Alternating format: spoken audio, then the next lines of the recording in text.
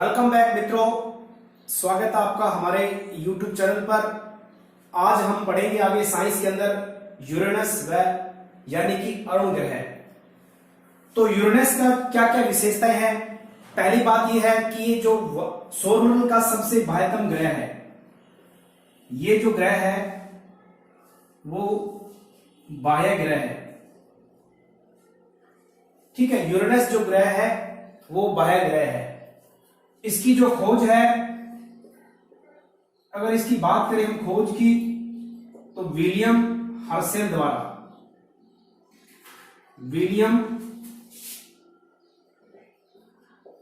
के द्वारा इसकी खोज की गई। यानी जब वो तारों का अध्ययन कर रहे थे तो उस दौरान इस ग्रह की खोज की गई। ठीक है, अब बात करते हैं इस ग्रह के जो इसको हम जो है, क्योंकि ये सबसे बाह्यतम ग्रह है इसलिए इसको हम बड़े दूरदर्शक से देख सकते हैं। बड़े दूरदर्शक से देखा जा सकता है। यानी इसको हम बड़े दूरदर्शक के द्वारा देख सकते हैं। ठीक है, अगर हम बात करें इसकी घूर्णन की, इसकी जो घूर्णन है, इसका जो घूर्णन है वो पूर्व से जो है पश्चिम की तरफ है। हमने स्टार्टिंग में पढ़ा था कि दो ऐसे ग्रह हैं, शुक्र और यूरेनस, जिनका घूर्णन काल यानी घूर्णन जो है अपने अक्ष पर जो घूर्णन करते हैं वो पूर्व से पश्चिम की तरफ करते हैं। और बात करें इसके घूर्णन काल की तो लगभग 17.2 के आसपास है। ये इसका घूर्णन काल जो है 17.2 घंटे जो है इसका घूर्णन काल है। ठीक है, अगर बात करें हम इसके परिक्रमण काल की, अगर इसके हम बात करें परिक्रमण काल की तो लगभग 30,589 दिन। ठीक है, ये जो है इसका परिक्रमण काल है और यूरेनस ग्रह का। ठीक है, तो ये कुछ विशेषताएं हैं। अगर बात करें हम इसका जो अक्ष है वो क्या है, 98 डिग्री। इसका जो मतलब कह सकते हैं कि एक अक्षीय तल से इसका जो मतलब कक्षा तल है, एक अक्षीय तल है, अक्षीय तल जो है 98 डिग्री पर झुका हुआ है, 98 डिग्री पर झुका है। ठीक है, इस वजह से ये लुढ़कता हुआ प्रतीत होता है। ये लुढ़कता हुआ प्रतीत होता है। इसका जो कक्षीय तल है उसका झुकाव जो है 98 डिग्री के आसपास है और इस वजह से ये लुढ़कता हुआ प्रतीत होता है। अगर बात करें इसके रंग की तो इस ग्रह का जो रंग है वो नीला है। और नीला किस वजह से, ये नीला क्यों है, क्योंकि यहां पर अमोनिया जो है वो गैस अधिक मात्रा में पाई जाती है। तो अमोनिया गैस की वजह से, अमोनिया के कारण। ठीक है, और अगर बात करें यहाँ के तापमान की तो इसका तापमान जो है माइनस के अंदर चलता है, माइनस का 217 डिग्री सेल्सियस। तो इस वजह से जो है इसका तापमान जो है वो अमोनिया की वजह से इसका तापमान कम रहता है। इसका रंग जो है नीला दिखाई देता है। उम्मीद है कि आपको ये जो ग्रह है इसकी नैन विशेषता मैंने लिख दी है। देखिए, ये बाह्यतम ग्रह है, इसकी खोज विलियम हर्शेल द्वारा की गई। इसको हम बड़े दूरदर्शक के द्वारा देख सकते हैं क्योंकि ये सबसे दूर है। इसका घूर्णन जो है पूर्व से पश्चिम है। इसका घूर्णन काल 17.2 घंटे है। इसका परिक्रमण काल जो है वो लगभग 30,589 दिन है। इसका कक्षीय तल से झुकाव जो है वो 98 डिग्री है, इसलिए लुढ़कता हुआ प्रतीक होता है। इसका रंग जो है नीला है, ये अमोनिया की वजह से है, जिसका तापमान जो है माइनस के अंदर 217 डिग्री है। ठीक है, उम्मीद है कि आपको ये वाला जो ग्रह समझ में आएगा। इससे बात कुछ ज्यादा नहीं है। अब हम बात करते हैं अगले ग्रह की। एक ग्रह हमारा रहेगा शनि ग्रह, यानी यूरेनस, अरुण और वरुण, ये नेपच्यून और अब वरुण पढ़ेंगे है, वो है नेपच्यून।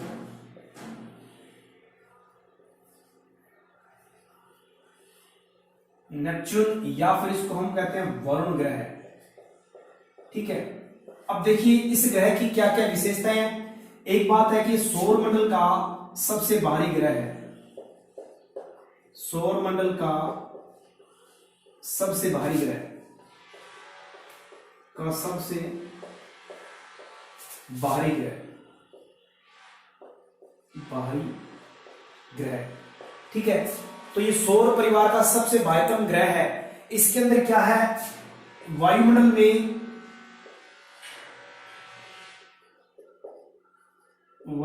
में मेथेन की प्रधानता है, मेथेन की सर्वाधिक जो है प्रधानता है, ठीक है। तो ये नंबर 2 बात इसकी है कि वायुमंडल के अंदर मेथेन की प्रधानता है। इसकी जो परिक्रमा जो पथ है, इस ग्रह का जो परिक्रमा पथ है वो गोलाकार है, ठीक है, लगभग गोलाकार है, क्योंकि बाकियों का जो है परवलयाकार पथ होता है, अंडाकार आकृति में इस प्रकार से घूर्णन करते हैं, पर ये लगभग इसकी जो परिक्रमा पथ है वो गोलाकार है। अगर बात करें इसके उपग्रह की, अगर हम बात करते हैं उपग्रह की, तो इसका जो उपग्रह है वो एक उपग्रह इसका है इंपॉर्टेंट, जो है ट्रिटन, ठीक है। और बात करें हम, ये ट्रिटन जो ग्रह है ये सौरमंडल का सर्वाधिक जो है सबसे ठंडा स्थान है, ठीक है। सौरमंडल का सर्वाधिक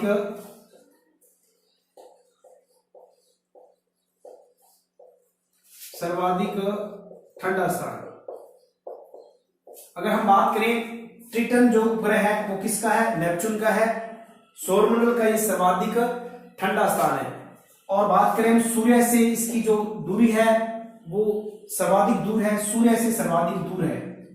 ये नेपच्यून ग्रह जो है सूर्य से सर्वाधिक दूर है, ठीक है। अगर बात करें इसके रंग की, तो ये हरे रंग का ग्रह है, ये जो इसका रंग है वो हरा रंग है, ठीक है। इस ग्रह का जो रंग है वो हरा रंग है। अब बात करते हैं इसकी खोज जो है वो कब की गई और किसने की, ठीक है। तो बात करें हम इसकी खोज की,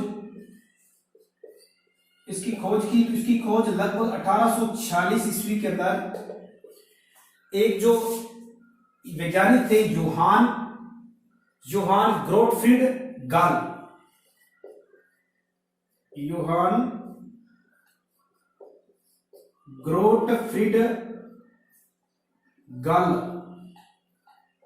इसके द्वारा जो है वो खोज की गई थी, किस ग्रह की, नेपच्यून ग्रह की। 1840 के अंदर योहान ग्रोटफ्रीड गॉल द्वारा इसकी खोज की गई थी। अगर बात करें यहां पर जो बादलों का तापमान है वो यहां पर माइनस के अंदर है, क्योंकि सूर्य से काफी दूर है, तो बादलों का तापमान जो है, बादलों का तापमान माइनस के अंदर, ये जो है माइनस के अंदर 273 डिग्री सेल्सियस, यानी इसका माइनस के अंदर तापमान है 273 डिग्री सेल्सियस, ठीक है। अब बात करते हैं हम कि इस ग्रह को क्या कहते हैं, क्योंकि ये इसकी परिक्रमा जो है सर्वाधिक तेज है, इसलिए इसको तूफानी ग्रह कहते हैं। तो तूफानी ग्रह के नाम से जो ग्रह है वो कौन सा है, वो है नेपच्यून ग्रह, ठीक है। और बात करें इसकी परिक्रमा की, तो मैं यहां साइड में देता हूं इसकी परिक्रमण काल जो है, इसका परिक्रमण काल जो है लगभग 59,800 दिन है, ठीक है। इसका परिक्रमण काल जो है वो 59,800 दिन है, ठीक है। तो ये इसका परिक्रमण काल है। अब बात करें इस घूर्णन काल की, इसका घूर्णन काल जो है वो लगभग 16.1, ठीक है, लगभग क्या है 16.1 घंटे, ठीक है। ये हुई बात इसकी। तो ये जो है नेपच्यून ग्रह है, देखिए फिर से रिपीट कर देता हूं, सौरमंडल का सबसे बाहरी ग्रह है, वायुमंडल में मेथेन की प्रधानता है, परिक्रमा पथ जो इसका गोलाकार है, इसका उपग्रह जो है ट्रिटन है, जो सौरमंडल का सर्वाधिक ठंडा स्थान है, सूर्य से सर्वाधिक दूर है, इस वजह से ठंडा स्थान है।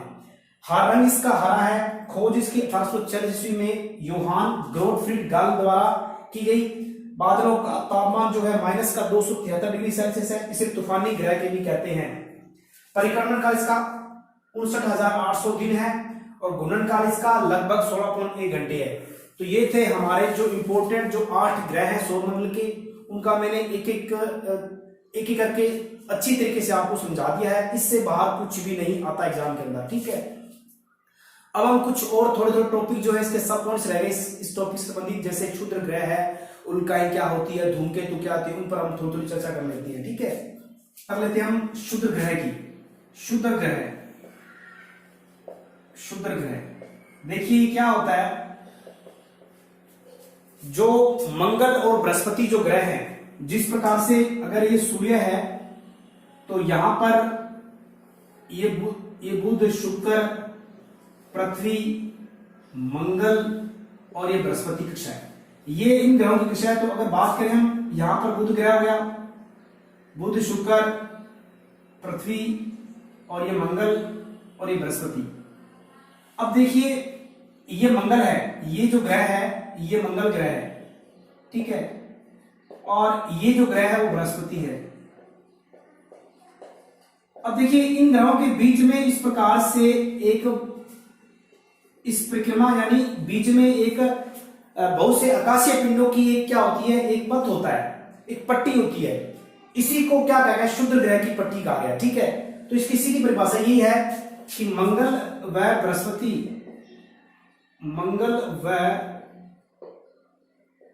बृहस्पति ग्रहों के बीच आकाशीय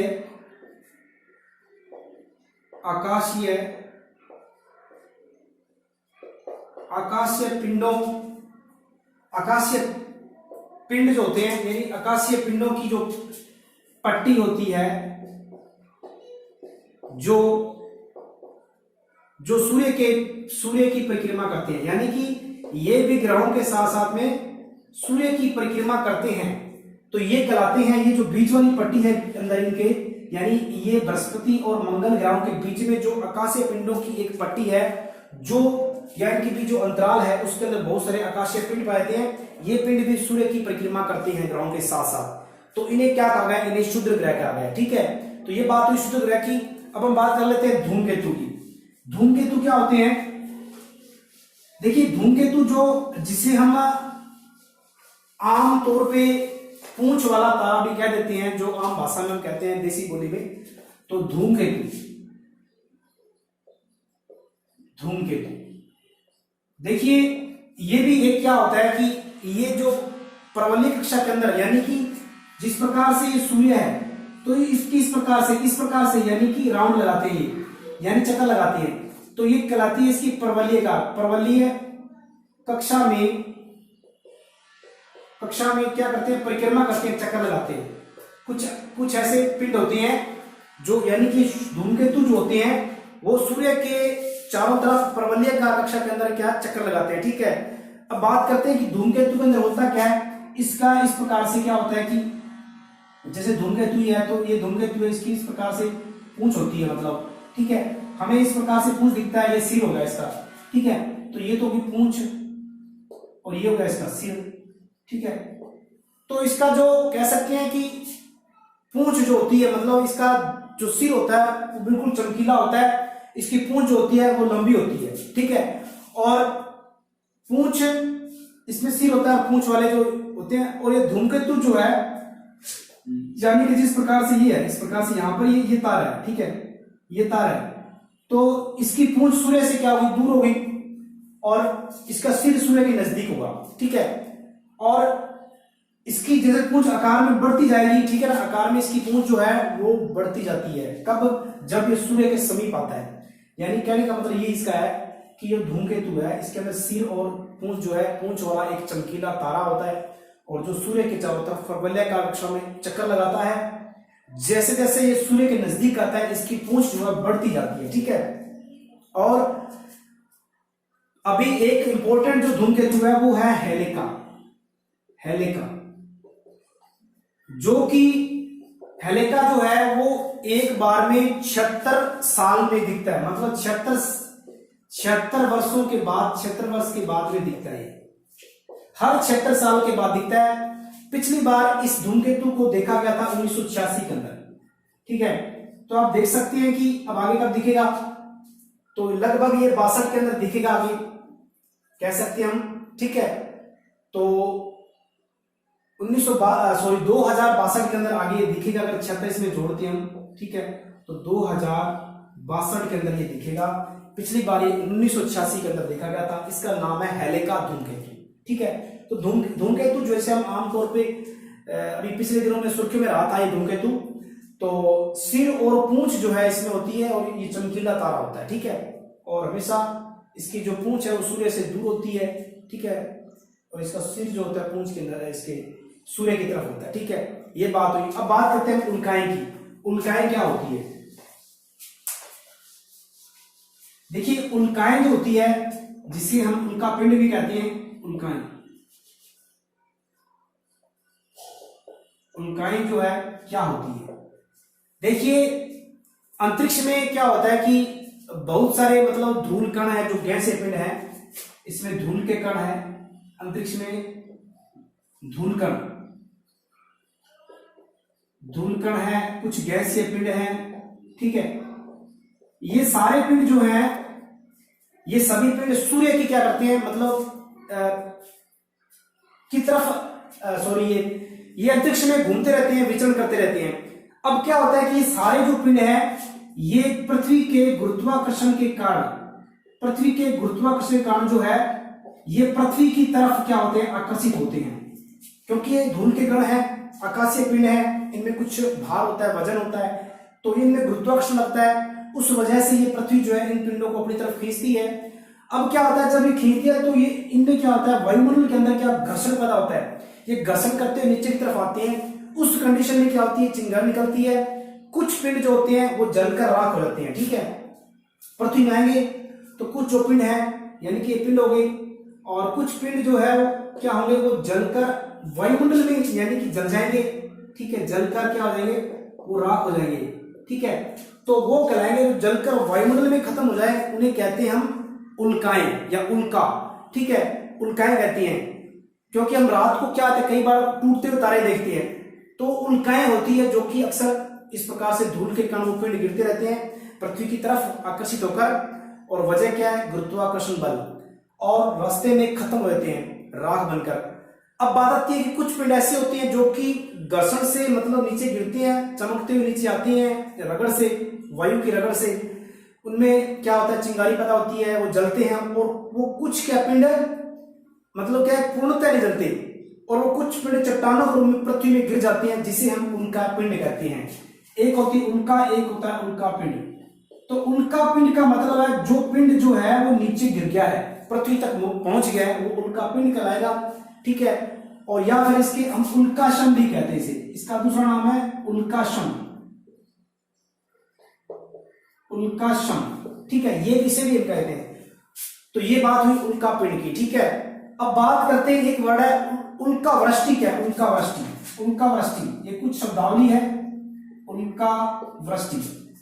अब क्या होगा उल्का वृष्टि, जब पृथ्वी जो है किसी धूमकेतु की पूंछ को पार कर रही है, पृथ्वी जब घूम रही है, और मान लेते हैं कि यहाँ धूमकेतु कोई है, इसको जब पार कर रही है, तो उस कंडीशन में क्या है कि यहाँ पर पृथ्वी को क्या है कि यहाँ पर बहुत सारे उल्काओं के झुंड दिखाई देंगे। जैसे पृथ्वी यहाँ पर आ गई, तो इस पृथ्वी को बहुत सारे उल्काओं के झुंड उल्काओं के झुंड दिखाई देंगे। इसे क्या है, उसे उल्का वृष्टि कहा गया है, ठीक है। उम्मीद है कि आपको ये जो क्लास है वो अच्छी लगी होगी आज वाली, और वीडियो को आप अधिक से अधिक शेयर और लाइक कीजिए, और अगर चैनल पे नए हैं तो चैनल को आप जरूर सब्सक्राइब करें। धन्यवाद।